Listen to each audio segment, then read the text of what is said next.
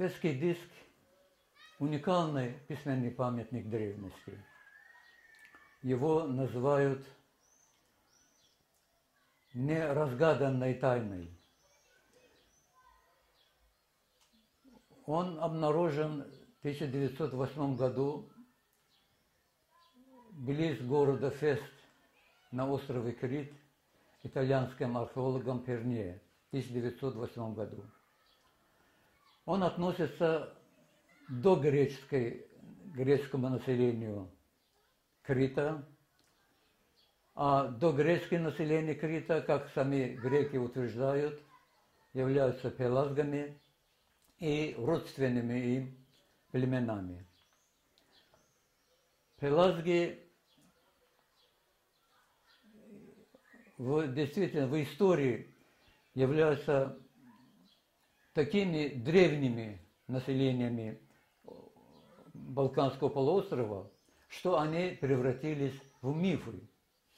Первый исследователь минойской культуры Артур Эванс, английский археолог, он назвал эту культуру минойской по имени легендарного царя Крита Миноя. Он специально не назвал эту культуру пелазской, потому что, как я уже сказал, пелазги оказались мифическими народами. Есть доказательства, что на острове Крит и тем более на Балканском полуострове Пелазг является первым человеком, который появился на этот полуостров. Пелазг, он научил остальным племенам, как надо питаться желудями, как надо одеваться свиньи шкурами. Они имели боги, пока еще не названные. Поэтому этот мифический образ, мифический народ не дал возможности вот такому известному археологу Эвансу присуждать имени пелазгской культуры вместо минойской, критской культуры. Но все равно догреческое население Греции, и в том числе и Крита, они тесно связаны с племенами Малой Передней Азии. В Малой Передней Азии основными племенами древности были хуриты и родственные им урартийцы. Хуриты, урартийцы и хатты, они являются переселенцами из Кавказа. И они поселились примерно в 4 тысячелетии до нашей эры. Известная кураракская культура, которая обнаружена на территории современного Азербайджана между реками Куры и Аракс, поэтому и культура называется кураракской. Создателями этой культуры являются именно хуриты и родственные племена. Северная граница этой культуры – это Южный Дагестан, на севере это граничит с майкопской культурой, а на западе это Средиземное море, а даже на юге доходит до Сирии и Палестины. Вот такой огромной территории охватила вот эта кураракская культура. Этой культуре относятся и хуриты, и урартийцы, и кавказские албанцы. Язык этих племен до исследования Дьяконова и Старостина не был пока известен. Впервые, который исследовал вот этот письменный памятник хуритов, Дьяконов утверждает, что примерно около 100 слов идентичны с северо-восточно-кавказскими языками. Поэтому он утверждает, что современные северо-восточно-кавказские языки, вернее носители этих языков, они имели в древности обширные территории, начиная с Южного Дагестана до Средиземного моря, включительно и Балканы, и итальянцы, и египтяне. Вот по разным причинам они вынуждены были переселяться из Малой Передней Азии на окружающие территории. Например, Дьяконов говорит, что причиной этого переселения являлись долгие годы засухи. Долгое время была засуха, неудержимая засуха. Поэтому люди вынуждены были через Средиземное море и переселиться в Балканы, через Средиземное и Эгейское море, и через то же самое Средиземное море в Италию, и на севере материка, африканского материка, на долину Нила. Племена, которые переселились в Балканы, называли пелазгами, а переселенцы в Италию называли этрусками, а переселенцы в долину Нил – египтянами. Вот все эти переселенцы, они испокон веков находились на Малой Передней Азии, и благодаря вот этим климатическим условиям они вынуждены были переселяться на другие территории. Следовательно, древние, догреческие племена Балканского полуострова, они имеют теснейшие связи с древними племенами Малой и Передней Азии. Вот те же самые хуриты и хатты, они переселились именно в Балканы до появления греков. Греки появились на остров Крит примерно 1500 лет до нашей эры. Они сами утверждают, что когда они прибыли на остров Крит, там было другое племя, имеющее очень высокую культуру. Впервые в Европе письменность они имели. Они имели дворцы на площади 1,5 гектара, состоящие из сотни комнат и сотни коридоров. Представляете, каждая квартира, каждая комната и каждый коридор освещался светом солнца. И каждый коридор и каждая комната поступал свежий воздух.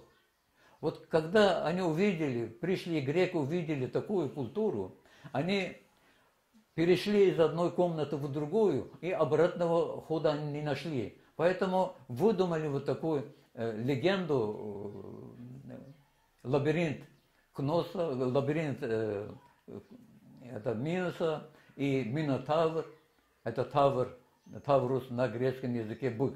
Минотавр – это бык Миноса. Вот такие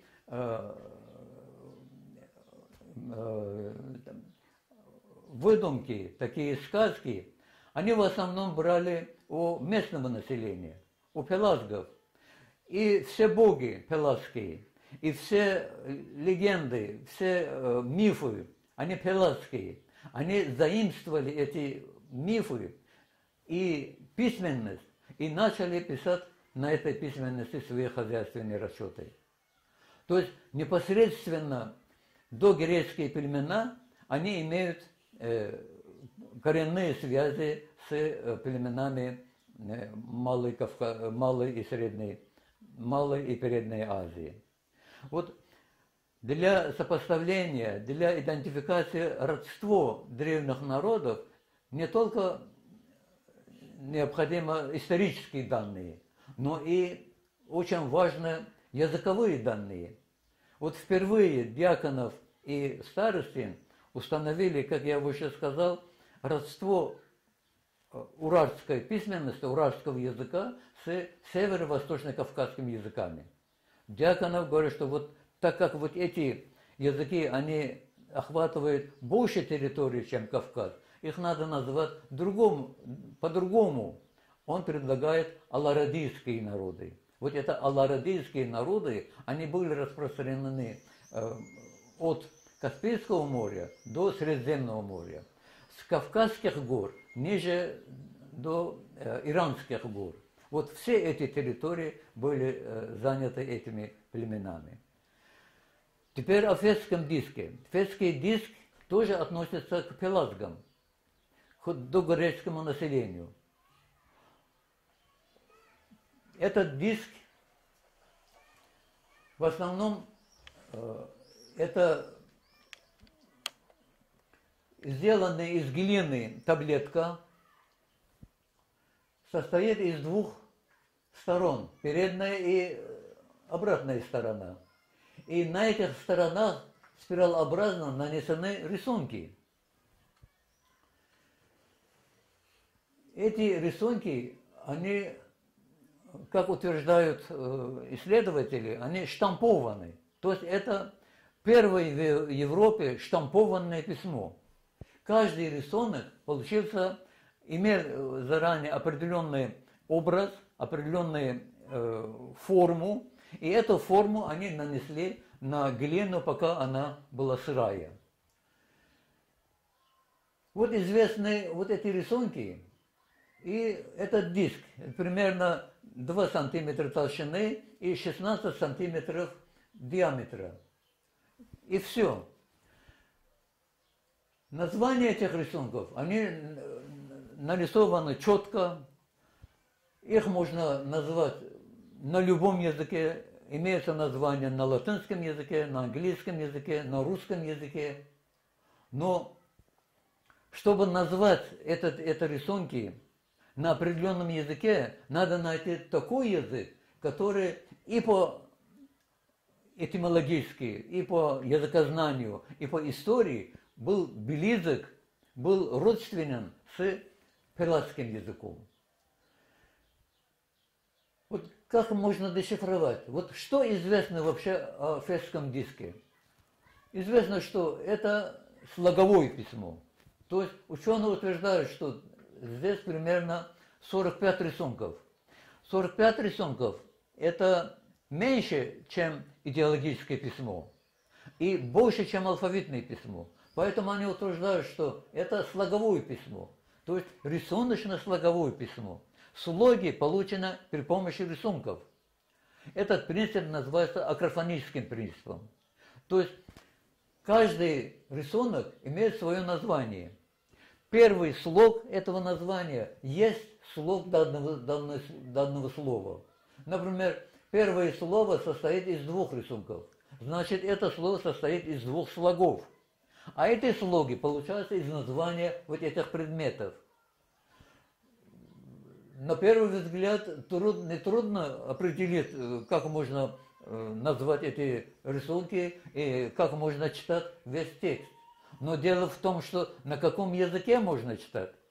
Например, если мы возьмем русский язык, чтобы написать «молоко», можно рисовать 3 рисунка: морж, лось и кот. Из этих 3 рисунков можно получить мо-ло-ко. 3 слога. И получается слово «молоко». Но это написано на пелазском языке. А как читать вот эти слоги пелазского языка? Мне известен исследований очень много древних языков, даже мертвых языков. Не найдено родственный пелазским языком другой язык. С другой стороны, вот это пелазский язык, язык пелазгов, так называемый Эвансом минойский язык, очень похож на современный лезгинский язык. То есть, как Дьяконов говорит, северо-восточно-кавказские языки, в числе которых имеется и лезгинский язык. Лезгинский язык – один из крупных языков кавказской семьи языков. И лезгинский язык сможет играть роль для дешифровки кавказско-албанского письма и уральских письменностей. И, следовательно, можно искать и минойские слова. Например, болгарский ученый Георгиев утверждает, что многие минойские слова, минойские пиктограммы, они являются исходной почвой для получения многих букв, финикийских букв. Например, он утверждает, что вот рисунок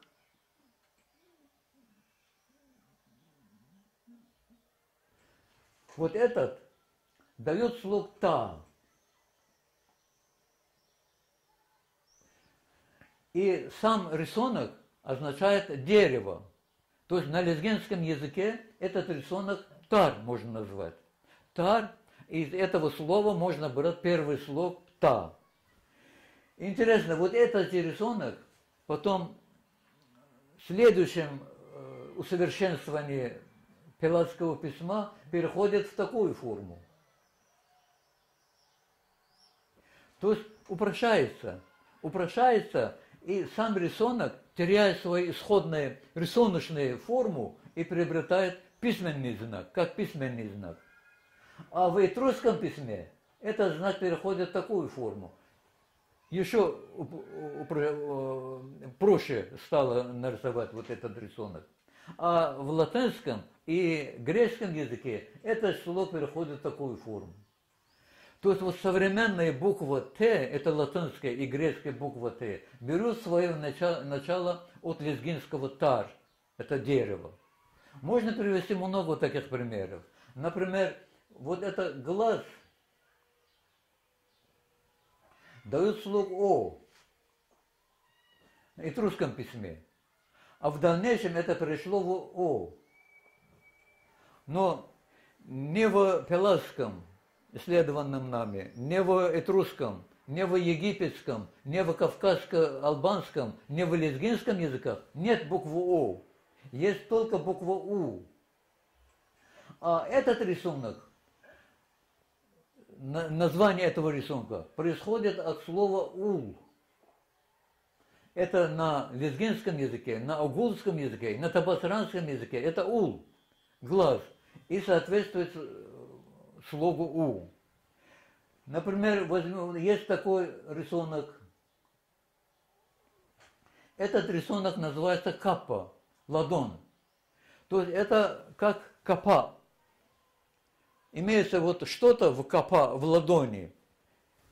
Точно такой рисунок имеется в финикийском письме. Потом вот это переходит в такую форму, и получается современный К. Другой пример можно привести. Например, вот этот рисунок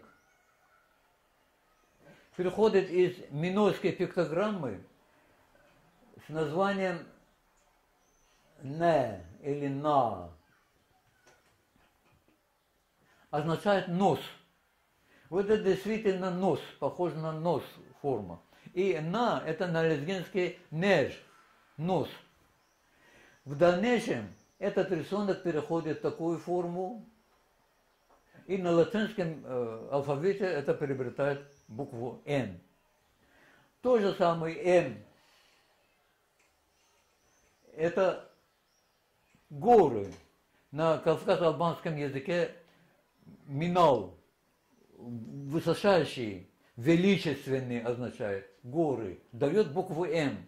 Вот так Георгий утверждает, что из финикийских 22 букв примерно 14 букв имеют минойское происхождение. А по моим исследованиям, почти все буквы финикийского алфавита, они происходят из названия таких предметов, которые можно понять на основе лезгинского языка, как в этом случае. То есть непосредственно связь между лезгинским языком и пелазским языком имеется именно вот в утверждениях Георгиева.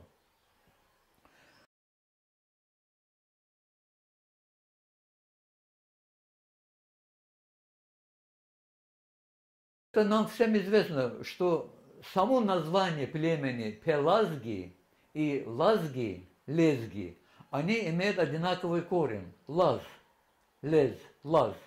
Этот корень происходит от слова лаз, белизна, лацу, белый. То есть тогда, в древние времена, народам дали название по цвету лица. Например, финикийцы – это по-гречески фойники. Фойники означают смуглые, коричневые. А этруски – это священные, русские – русые. Русые, расу. На лезгинском языке расу, а на гелханском говоре русу.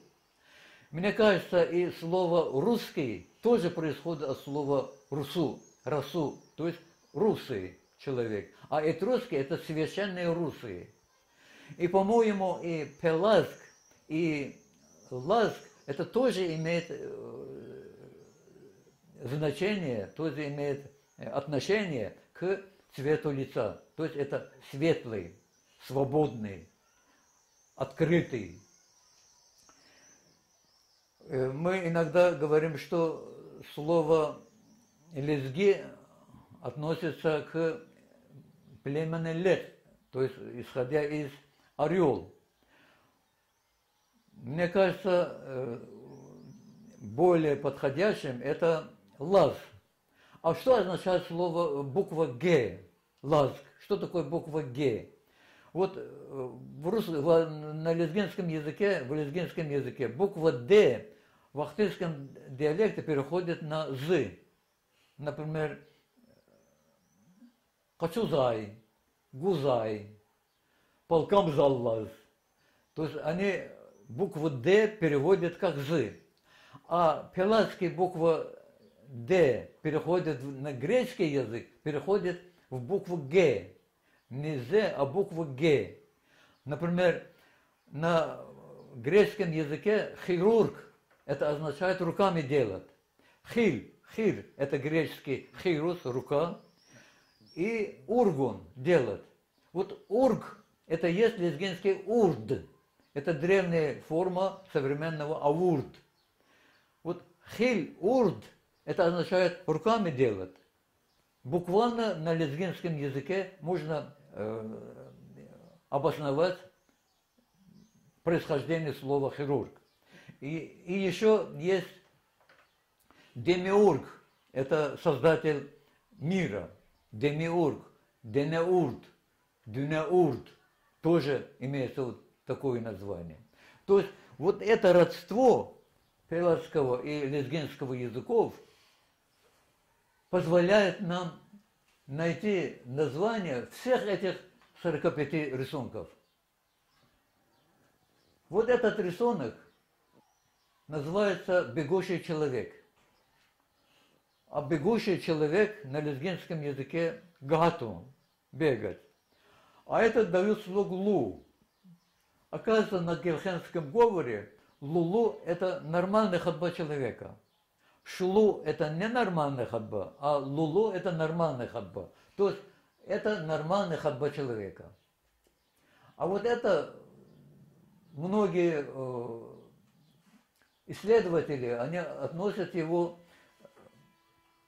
к филистимлянам, то есть к народам моря. Они имеют вот такие формы, но что означает, какой слог дают и чему соответствует этот рисунок, никому не известно. Вот это голова. Дают слог «и». А вот это второй рисунок дают слог «ра».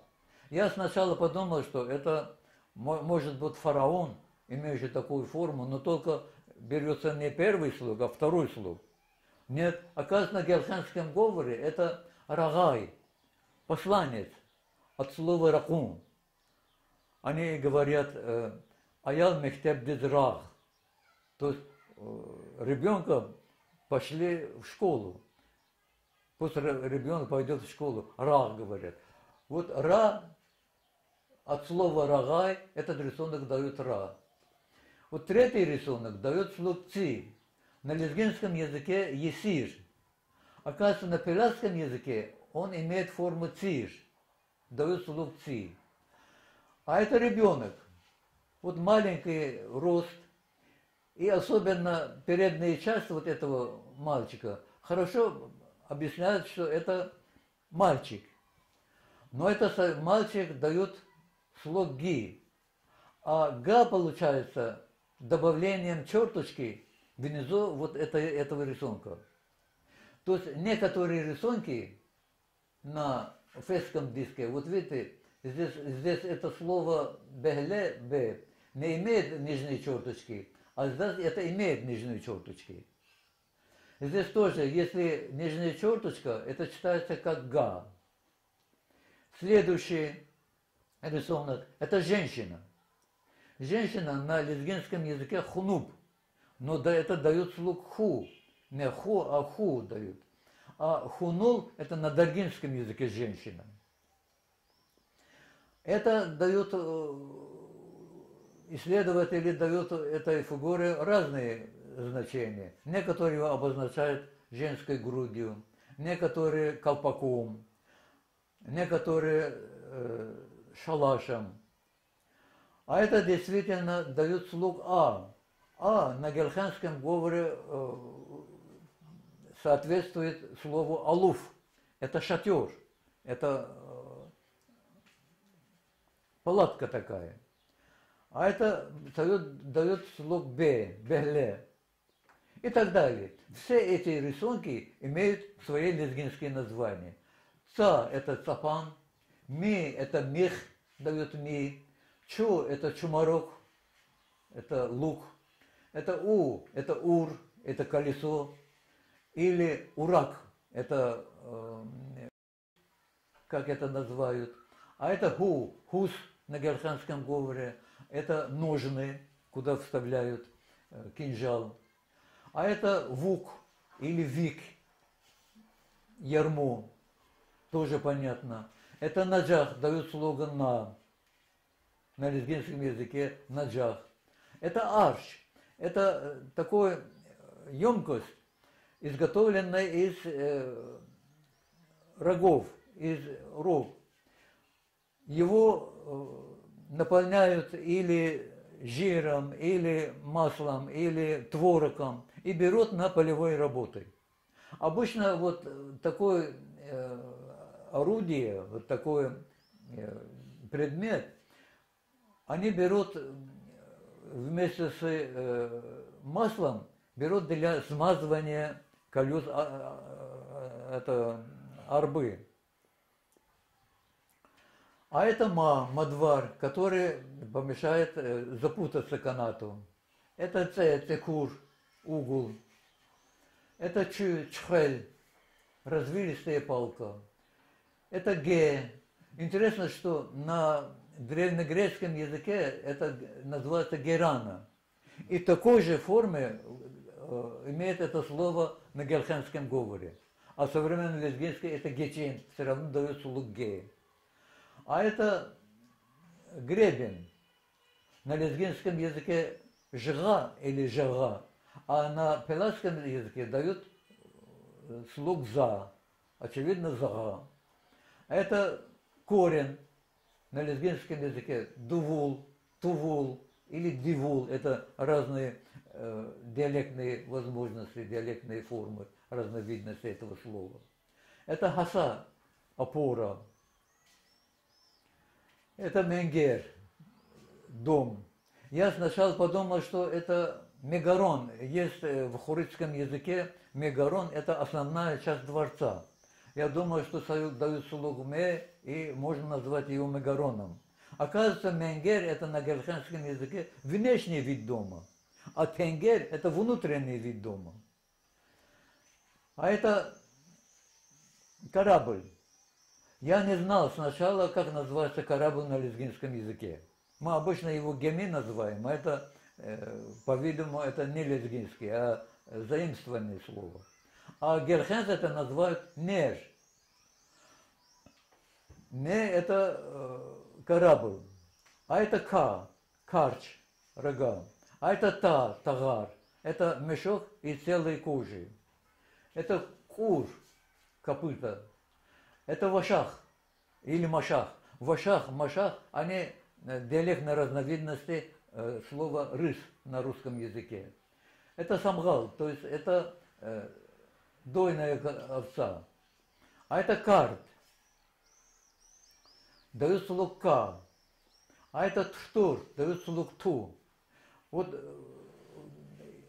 в литературе это называется сидящий голубь. А это птица называется вообще. А это называется рыба. А может быть это рыба, название какой-то рыбы, то есть не такое общее название, а конкретно название какой-то вид рыбы. А это или может быть голубь, или может быть другой. То есть нами эти названия, эти рисунки уточнены.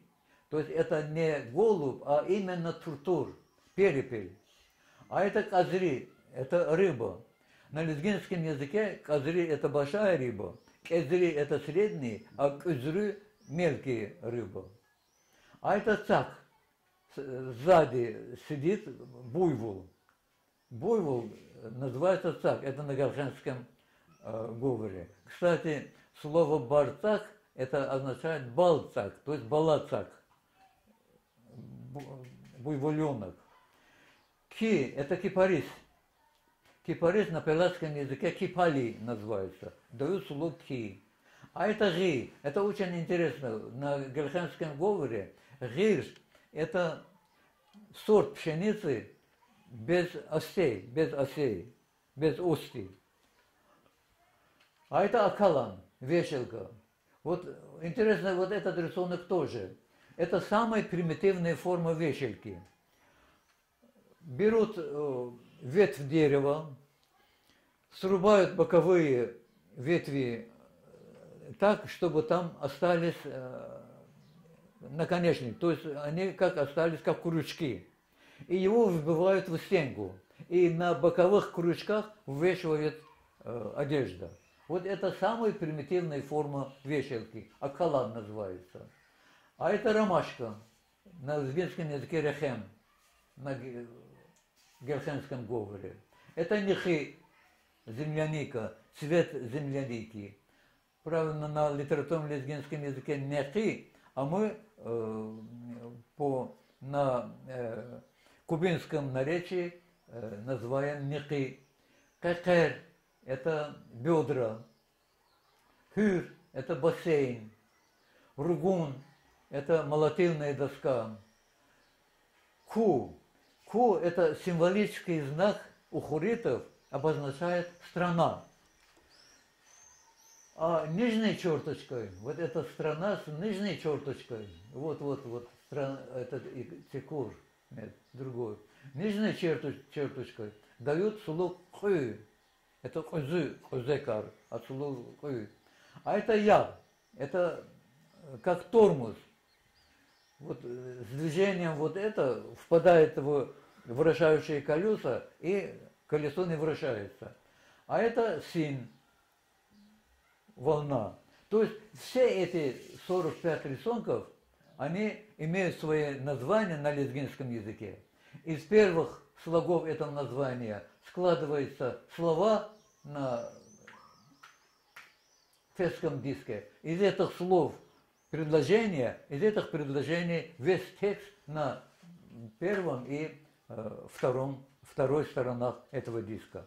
То есть то, что неизвестно в настоящее время, все это объясняется по этой дешифровке. Неизвестно что. Какая сторона из этих сторон является первой, лицевой? Неизвестно до наших исследований. Как читается надпись? Это с края к середине или с центра к краю?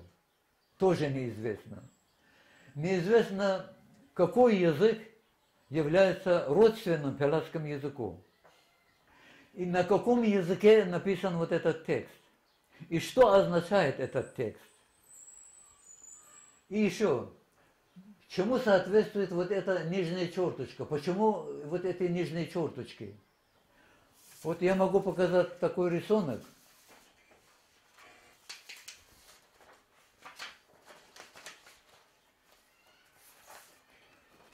Вот на первом рисунке вот это А, это слог А, не имеет нижней черточки. Читается как аси. А здесь она имеет нижние черточки. Это читается как аси. То есть добавлением нижней черточки получается другой слог, который ближе к данному слогу, но отличается. Другой слог получается. То есть, чтобы не придумать другой рисунок для а именно при помощи вот этого рисунка и нижней черточки получается новый слог. Здесь кипарис, это ки дают, а здесь Ки дает нижнюю черточку и соответствующий кю.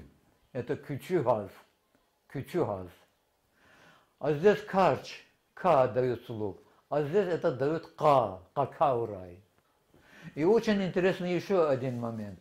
Вот в центре, вот в этом слове, наверное, сначала это слово состояло раз, два, три, 4 рисунков. И отсюда выделено вот это слово. Но потом исправлено. Сюда втиснуто еще и 5-й рисунок. Что это означает? Вот 5-й рисунок это тот же самый ра. Вот эти рисунки читаются как а, ха, ки, ху. Это вот, женщина дает слух ху. Агаки хуй. Но здесь хуй зачеркнуто, потом добавлено рай, хурай. То есть такая тонкость лезгинского языка сохраняется в пелазском языке. На лезгинском языке это хуй, это обозначает пусть будет сейчас, в данный момент. А хурай это вообще везде.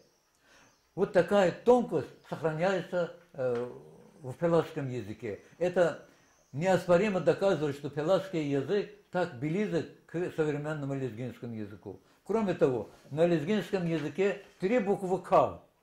Это придыхательный К, непридыхательный К и аббревиатив К. Первый слог К с придыхательным К получается от карч, рог, на лезгинском языке.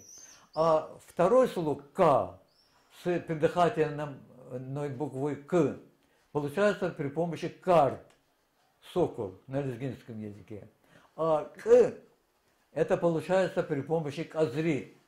То есть как в лезгинском языке, так и в пелазском языке отличаются друг от друга придыхательный К, непридыхательный К и аббревиатив К. Вот это еще раз показывает, что этот язык как ближе к современному лезгинскому языку.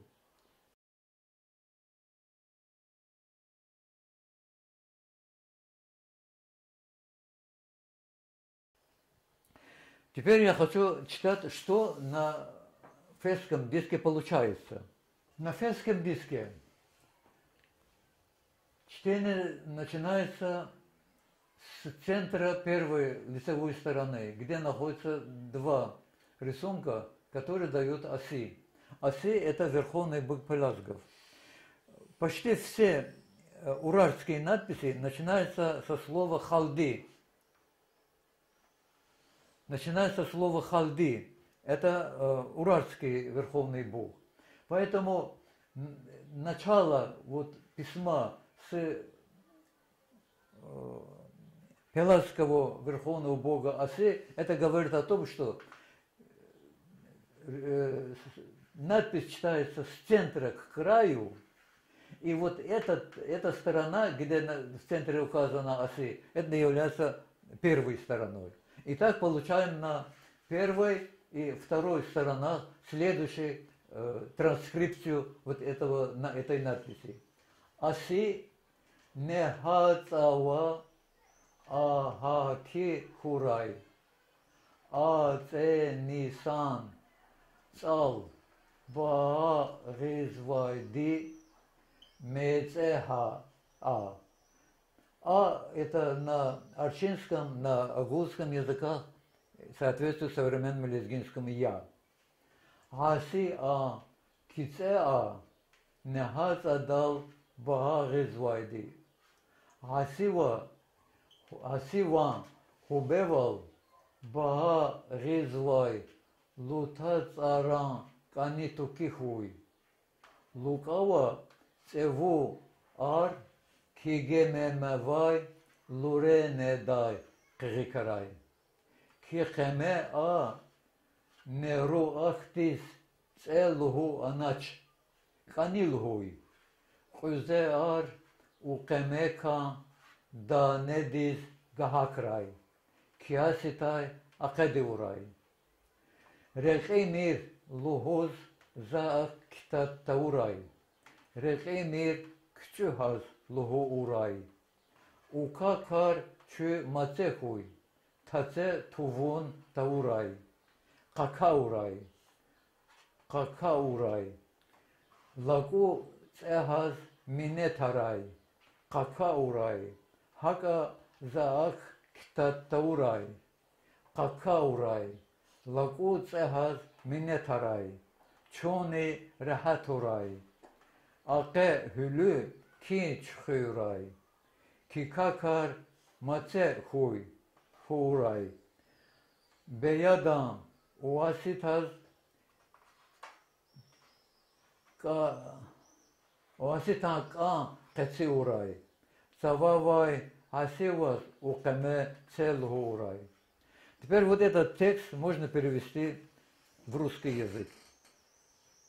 Пусть Аси будет властным, вечным в небесах. Кто подозревает огонь Асяниса, тот месеха, слабоумный, самодур. Кто подозревает силу небес, тот собака Аси. Лутазар, который подозревает мощь Бога Аси, пусть будет разбит в пух и прах. Пусть Лукав перевозит углей из Луриная, где находится Кигемен. Кигеме не мог сказать Неруаку: пошел вон, пусть проявляет любовь. Старейшины пусть убираются в проклятую родину Угамека. Пусть уходят из Киаса. А на обратной стороне: пусть не задевает меня, сказав не умирай. Не умирай, пусть скажет Кучуху. Укаки пускай будут вашим подарком. Пусть не оставляет, не задерживает дань. Пусть доставляет. Пусть умоляет пятнистую козу. Пусть доставляет. Пусть напрасно меня не задевает. Пусть доставляет. Пусть умоляет пятнистую козу. Пусть и нас оставляет в покое. Пусть Эгейское море смывает его гнев. Кикаки пусть будут подарком. Пусть злорадствует от развалившегося Уасита, ставшегося проклятым Феста. Пусть просит помощи у Аси, который находится в небесах. Вот этот русский текст и его пелазская транскрипция показывает, что этот диск отправлен одним царем к другому. Здесь ни отправитель, ни адресат не указаны. На первой стороне это какие-то указания. Например, пусть Лукав приносит угли из Луриная. Пусть уходят старейшины в проклятую родину Угамека и так далее. А на второй стороне это требования с возвращением, с предоставлением дани. Вот несколько раз повторяется: пусть доставляет, пусть доставляет, пусть доставляет, пусть умоляет пятнистую козу, пусть умоляет пятнистую козу. Коза в лезгинской мифологии – это бог смелости. То есть будь смелее. Раз ты дал слово, и бери и выполняй свое обещание. И кроме того, здесь указано: не умирай, пусть скажет Кучуху. Кучух – это хуритский бог клятвы. То есть, раз ты дал клятву и не выполняешь, надо бояться от этого бога Кучуха, он тебя обязательно карает. Вот там мы обнаружили имя собственное Лукав. Оказывается, этот Лукав на других пелазских письменах тоже наблюдается. Например, на этом рисунке, здесь это вначале я привел те же самые слова на фесском диске. Лукаван. Лукаван. То есть, чтобы показать имя собственное Лукав. А здесь то же самое, уже на другой царской печати, на другом письменном образце. Написано: Лукав, алупа, умунарай. То есть душу лукава пусть упокоит Бог Алуп. Здесь, с одной стороны, мы видим, что Лукав умер, а там Лукав должен был принести угли. То есть фесский диск по хронологии имеет давнюю дату, чем вот эти царские печати. А в нас в царских печатях уже этот Лукав уже умер. И на печати вот указано Лукав Алупа Омунара. И с другой стороны, здесь мы наблюдаем слово Алуп. Алуп – это родоначальник лезгиноязычных народов, имеется в Алпанской книге. В Алпанской книге Алуп – это третий, четвертый потомок Ноя. У Ноя были три сыновья, Сим, Хам, Яфет. У Яфета был Таргум, у Яфета был Гемер, у Гемера Таргум, у Таргума Алуп. То есть Алуп – это родоначальник лезгиноязычных народов. Когда он отделился от отца, ему передали территории, начиная с Нижнего моря до Верхнего моря, с Нижних гор до Верхних гор. Мы предполагаем, что Нижнее море – это Средиземное море, Верхнее море – Каспийское море. Нижние горы – это Иранские горы, а Верхние горы – это Кавказские горы. А здесь то же самое. Вот это очень хорошо обработанная царская печать. Вот на книге мы ввели вот этот печать как рекламирующий, как рекламу. Вот на первой стороне рисунка читается круговую, то есть Лукаван. Это сул, леса на агузском, табасаранском языках сул, а на лезгинском языке сик. Ну, здесь подходит сул. Лукаван сура Аполлонан Рахкуй. В могиле Лукава пусть сияет солнце Лукава, солнце Аполлона. Вот это Аполлон называют. Это арфа, музыкальный инструмент. Это панк, это лицевая часть рогатого, крупного рогатого скота, обычно укрепляется у домов, чтобы сберечь от сглазия. А это ло передает другим уже рисункам. Это лула, это мак, это плоды мака. Вот таким образом, до наших исследований ни одним исследователем не была найдена вот такая строгая внутренняя связь между рисунками и названием, содержанием этого текста. То есть непосредственно рисунки дают слоги, исходя из названия этих рисунков, а из слогов состоят слова, из слов предложения и из предложений весь текст. Все это очень хорошо и дешифровывается, и интерпретируется при помощи лезгинского языка. То этим можно сказать, что лезгинский язык это является хорошим, удобным ключом языком для дешифровки не только фесского диска и других пеладских письменностей. Пеладги имели 5 видов письменности. Это фесский диск, это уникальное штампованное письмо, иероглифическое письмо, линейное А, линейное Б и кипримунское письмо. 140 образцов всех этих письменностей нами дешифрованы при помощи именно лезгинского языка. То есть именно лезгинский язык сыграет роль дешифровать не только пеладской письменности, но и этрусской письменности. Родство пеладгов и этрусков это доказано. Это исторический факт. И причем дешифровка лимносской стелы. Лимнос это остров, где находится на Эгейском море, где жили пеладги. А на лимносской стеле надпись это на этрусском алфавите. Этрусским алфавитом написана стела, где пеладги живут. То есть утверждаю, что кто может читать вот это лимносскую стелу, тот утверждают, что доказывают, что пеlasги это и этруски, они родственные племена. Вот это пеlasги, вот это письмо нами в другом дешифровке этрусского письма очень хорошо объясняется, что на Лемносской селе тоже читается письмо при помощи лезгинского языка. При помощи лезгинского языка читается египетское письмо, которое до настоящего времени читается буквенное. Оказывается, оно тоже слоговое письмо.